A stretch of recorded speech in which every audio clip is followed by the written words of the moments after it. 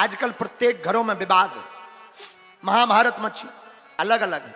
लोग हमारे पास आते, महाराज जी कोई उपाय बताओ। सासू मां चाहती है कि हमें जो बहू मिले वो एकदम हमें मां माने, वो बेटी जैसी रहे,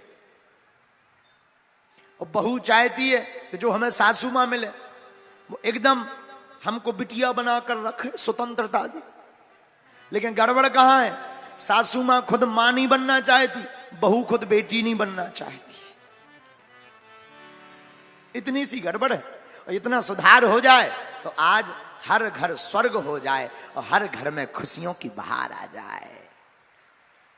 और ये भैया सत्संग से ही संभव है, रामचरितमानस से ही संभव है। जब तक भारत का युवा और छोटे छोटे बच्चे रामायण नहीं पढ़ेंगे तब तक संस्कारहीन हो रहेंगे। और जिस दिन रामचरितमानस को पढ़ने लगेंगे बच्चे, राम के चरित्र को गढ़ने लगेंगे, हमारे भारत का युवाओं की दिशा और दशा दोनों सुधर जाएगी। और हमारी बेटियों से भी और बेटों से भी प्रार्थना है, आप लोग रामचरितमानस पढ़ो, रोज पढ़ो, 5 दोहा पढ़ो, पर पढ़ो नियम पूर्वक पढ़ो। हम अपनी बात बताते हैं, हम स्कूल तो कम गए, लेकिन हमारी माताजी की एक आदत थी, वो प्रतिदिन हमसे रामायण पढ़वाती थी। वो तो नहीं पढ़ी लिखी थी, लेकिन लाठी लेकर बैठ जाती थी, अच्छा हाँ पढ़ो। हम रामायण उठा करके पढ़ते थे, माताजी बैठी बैठी सुनती थी। उसी का प्रताप है कि हमने 12वीं तक पढ़ाई स्कूल में रेगुलर की। स्कूल महीने में 1 बार गए, पर रामचरितमानस में संसार का ऐसा कोई प्रश्न नहीं जिसका उत्तर ना हो।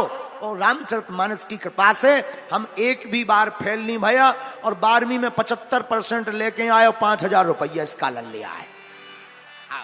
आओ, आओ। लेकिन जब हमें मिले थे तब हम यही कहते थे, भाग्य को भूत कमाते हैं। क्योंकि पढ़े ही नहीं, अब पढ़े नहीं, करे भी नहीं, ना पढ़े, बस लड़े हैं। ना कड़े हैं ना पढ़े हैं, बस लड़े हैं। लेकिन धन्य है गुरु का प्रताप, रामचरितमानस का प्रताप। इसका मतलब ये नहीं है कि जितने बच्चा यहां पढ़ने वाले बैठे वो कल से स्कूल बंद कर दें, रामायण भर पढ़े। नहीं नहीं नहीं, ये हमारी तो मजबूरी थी। हमारी मजबूरी ये थी कि हमारे पिताजी कुछ करते नहीं थे, तो घर चलाने के लिए कर्मकांड करते थे, कुछ काम धाम करते थे, तब भोजन की व्यवस्था होती थी। तो हमारी मजबूरी थी। आप लोग खूब पढ़ना, स्कूल भी जाना, विद्यालय भी जाना, कॉलेज भी जाना, पढ़ना भी, लेकिन संगत संभल कर करना, और ऐसा जीवन जीना कि तुम्हें अपनी जिंदगी में ऐसी उपलब्धि मिले कि माता पिता तुम्हारे नाम से गौरवान्वित महसूस करें। हम एक और प्रार्थना करेंगे। पिता के नाम से तो बहुत लोगों को जाना जाता है, और अगर बेटा या बेटी का नाम पिता के नाम से है तो किसी मतलब का नहीं। बेटा और बेटी तो तब है जब इनके नाम से पिता को जाना जाए। ऐसा काम करना चाहिए कि लोग कहें ये अमुक बेटी का पिता घूम रहा है, ये अमुक बेटे का पिता घूम रहा है। ऐसा काम करो, ये अमुक कलेक्टर के पिताजी है, ये एसडीएम साहब के पिताजी है, ये अमुक इंजीनियर के पिताजी है। ऐसा नाम रोशन करो ताकि माता पिता को तुम्हारे होने पर गौरवान्वित महसूस हो गए। स्थान पर बैठकर 40 दिन तक जो 100 बार हनुमान चालीसा का पाठ करता है, हमारे पूज्यपाद गुरुदेव श्री सन्यासी बाबा का कहना है कि 40 दिन के अंदर श्री हनुमान जी बटुक रूप में, ब्राह्मण रूप में आकर के दर्शन देते हैं। हाँ।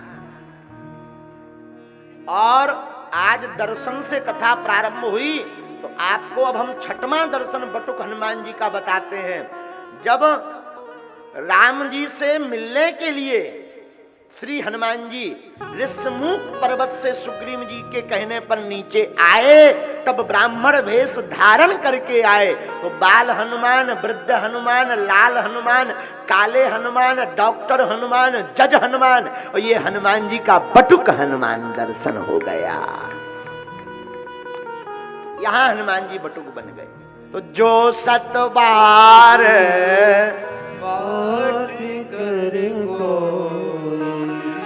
जो 100 बार श्री हनुमान जी का हनुमान चालीसा पढ़, पाठ छोड़ो, नहीं कर पा रहे, आप कलयुग में श्री हनुमान जी की पूजा और उन पर निष्ठा रखना शुरू करो। राजस्थान के एक आचार्य कथा व्यास यही कोई 100 साल पहले कथा करते थे, तो उनकी आदत थी कि जब भी वो कथा करने बैठते थे तो एक चौकी लगा देते थे और कथा प्रारंभ करने के पूर्व कहते थे, आइए विराजिए पवन कुमार, कथा कहो मति अनुसार। आओ विराजो श्री हनुमान जी, मैं अपनी मति के अनुसार कथा गाऊंगा। और बस इतना कह के कथा शुरू कर देते थे। भिंड का चंगीलाल, भिंड जिले का एक चेला है हमारा चंगीलाल। अब किसी का नाम लेंगे तो बुराई हो जाएगी, तो हम अपने चंगीलाल को ही बोल देते हैं। भिंड जिले का चंगीलाल बड़ा चतुर आदमी, वो भी कथा सुनने गया तो उसने बीच में तीसरे दिन टोक दिया, क्षमा करना भगवान व्यास जी, आप रोज कहते हो आइए विराजिए पवन कुमार, तो क्या हनुमान जी आते हैं या ऐसे ही झूठ मूठ का नाटक नौटंकी कर देते? व्यास जी बोले देखो भाई, हमारा तो मानना है कि जहां जहां राम कथा होती है, यत्र यत्र रघुनाथ कीर्तनम, जहां रघुनाथ जी की कथा होती वहां हनुमान जी आते, क्योंकि राम चरित्र सुनबे को रसिया, रामचरित्र सुनने के रसिक श्री हनुमान जी हैं तो आते हैं। तो इन सज्जन ने कहा हम ऐसे नहीं मानेंगे, कोरी कोरी बातों पर भरोसा नहीं है हमें, कोई प्रमाण बताओ कि हनुमान जी आए कि नहीं। हनुमान जी आपको मंदिर में मिले या ना मिले, डॉक्टर हनुमान या बागेश्वर हनुमान, देखो हम कथा के लिए क्यों कहते हैं, बहुत से लोग हमसे कहते गुरुजी 3 घंटा जो 4 घंटा कथा करनी है उतने में दरबार लगाओ, 100-200 पर्चा बन जाएंगे, 4-5 घंटा कथा सुना रहे, कथाएं तो 18 चैनल खोलो 19 बाबा मिल जा, पर्चा बनाओ पर्चा, ठटरी के भरे नक्कटा आगी के लाए लुगर के लाए, बात सही है तुम्हारी, लेकिन प्यारे करोड़ों की बात बोले, दरबार में तो हनुमान जी की कृपा दिखती है, कथा में तो हनुमान जी हाथ जोड़कर कथा सुनने चले आते हैं।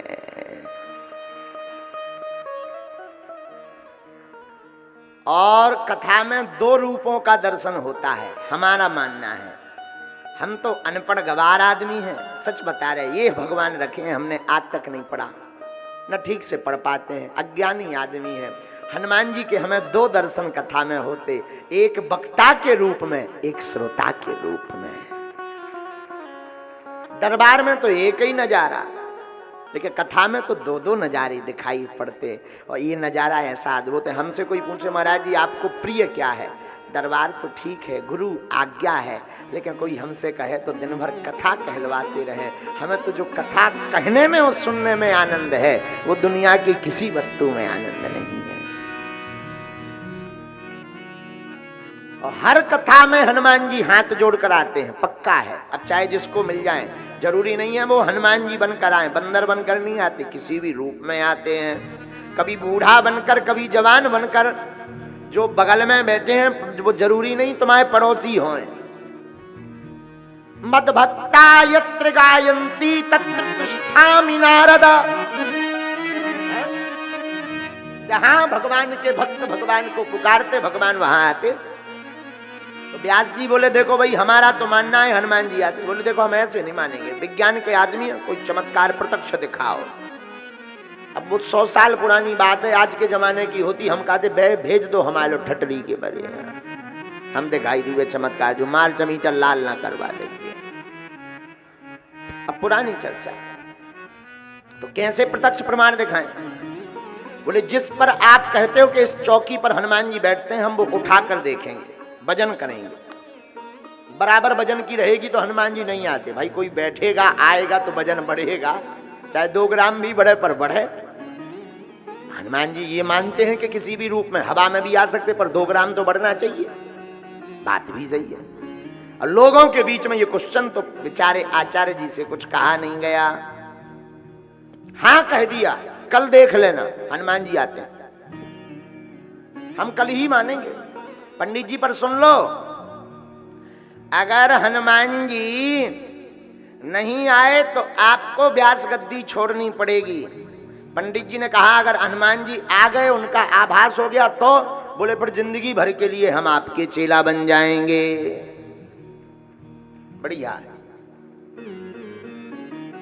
रात हो गई, पंडित जी को पूरी रात्रि नींद नहीं आई, आंखों से आंसू झरझर गिरते गए कि या तो कल अंतिम होगा वरना राखो लाज हमारी।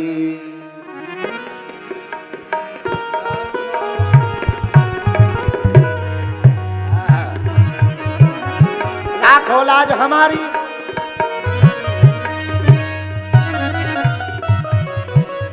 गिरधारी बनवा राखो लाज हमारी, राखो लाज हमारी। आज हमारी लाज बचा लो। भक्तन के हित प्रभु जी, भक्तन के हित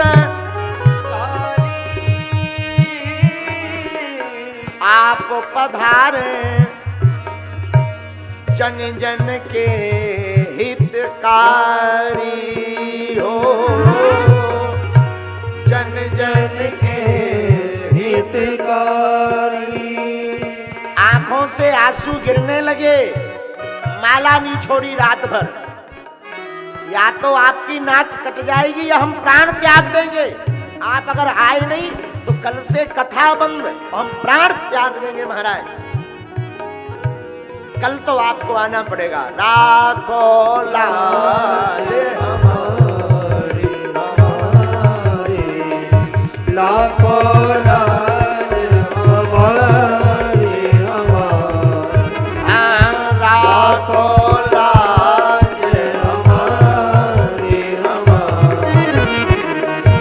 राखो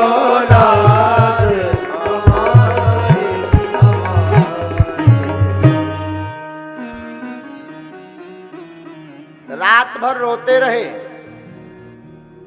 प्रातः काल हुई, नियम धर्म कर्म किया, सोए तो थे नहीं, आंखें एकदम लाल, आंखों से झरझर आंसू बहते। न जाने कौन से गुण पर दया निधि रीझ जाते हैं। भगवान किस गुण पर रीझ जाए कोई ठिकाना नहीं। कभी कभी भगवान को भी भक्तों से काम पड़े। अरे भगवान कहते अपना मान टले टल जाए, पर भक्त का मान ना टलते देखा। भगवान तो भक्तों के हितकारी हैं। कथा का समय हो गया, अब तो तमाशा देखने के लिए गांव गांव से लोग आ गए। पहले तो 40-50 श्रोता आते थे। इस दुनिया में तमाशा देखने वाले बहुत हैं, तमाशा को बनाने वाले बहुत हैं, तमाशा मिटाने वाले बहुत कम हैं। दुनिया अजीब और गरीब है यारो। इस दुनिया में तमाशा सब देखते हैं, सब तमाशा देखने आ गए। रोज तो एक आध दिन कथा, उस दिन तमाशा होना था, सब आ गए। अब देखते हैं कौन जीतता है। और भगवान के लिए आजकल तो सनातन के लिए लोग मुंह फाड़े बैठे, आंखें टकटकाए बैठे हैं। कब कोई मौका मिले वो तत्क्षण। आहा, कथा का समय प्रारंभ हुआ। व्यास जी विराजमान भय, आंखों से रोते हुए चौकी रखी गई, चौकी का भजन किया गया। प्रणाम करके मंगल स्तुति करके आपने वही प्रतिदिन क्रम की भांति आज फिर कहा, आइए विराजिए पवन कुमार।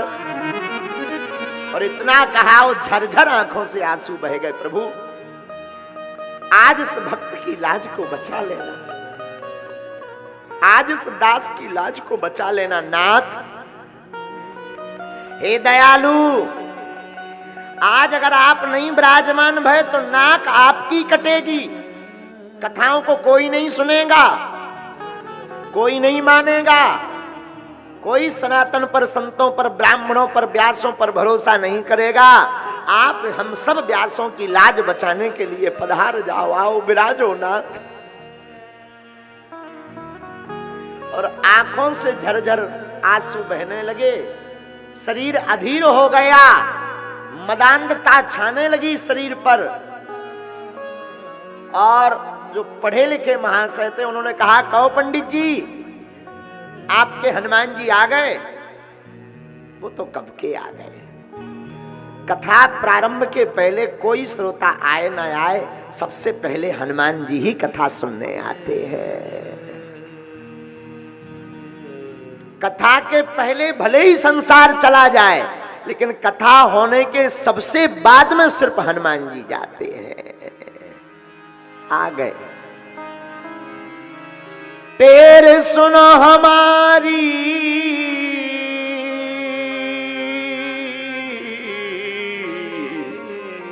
हे बजरंगबली, लाज बचाना। पैर सुनो, पुकार सुनो। और पढ़े लिखे जो व्यक्ति जो कुतर्क कर रहा था, विज्ञान का व्यक्ति, तो अच्छा फिर अब हम उठाएं, भजन करें। ठीक है भैया भजन कर लो। अब फिर शरीर कांपने लगा व्यास जी का। एक विग्रह चित्र रख रखा था सरकार। अब हम कुछ नहीं कहते, आप ही जानो। डबडबाई आंखों से बार बार उस आसन की तरफ देखें, बार बार हाथ जोड़ें, बार बार प्रणाम करें, तो लोगों को लगे कि नाटक कर रहे हैं। जो पढ़े लिखे व्यक्ति थे वो बोले, महाराज जी तुम्हारी आंखें बता रही हैं नौटंकी है, कुछ नहीं है, भगवान ऐसे नहीं आते, कलयुग है, ये द्वापर त्रेता नहीं है, अभी भी मौका है, शर्त हार जाओ, वरना जिंदगी भर कथा छोड़नी पड़ेगी और गुलामी हमारी करनी पड़ेगी। आंखों में आंसू भर के व्यास जी ने मन ही मन हनुमान जी से कहा, सरकार आप अपनी चाकरी करवा लेना, पर इस व्यक्ति की चाकरी मत करवाना, लाज बचा देना। और धन्य है कलयुग में प्रत्यक्ष देवता, कलयुग के राजा श्री वीर बजरंगबली। जैसे ही वो पढ़ा लिखा व्यक्ति और उस आसन के पास हाथ लगाकर उठाना चाहा, कलयुग के वीर बजरंगबली महान वीर आकर विराजमान होकर के बैठ गए।